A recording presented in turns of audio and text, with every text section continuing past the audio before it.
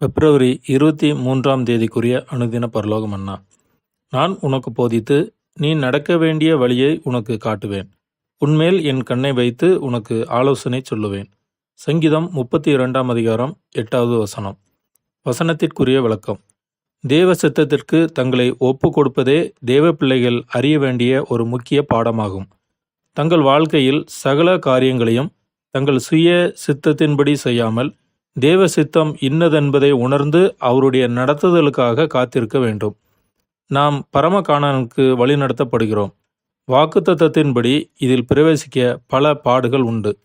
நாம் முறுமுறுப்பில்லாமல் சந்தோஷத்துடன் தேவன் நடத்துதலுக்கு கீழ்ப்பிடிதலுடன் நம்மை ஒப்பு கொடுக்க வேண்டும். விசுவாசமும் தேவன் பேரில் நம்பிக்கையும் உள்ளவர்கள் மட்டுமே இந்த நிலையை பெற்று வாழ முடியும். கிறிஸ்துவும் பிதாவின் சித்தம் இன்னதென்பதை அறிந்ததினால் என் சித்தத்தின்படி அல்ல சித்தத்தின்படி ஆக கடவுது என்று ஜெபித்தார். ஆமேன்.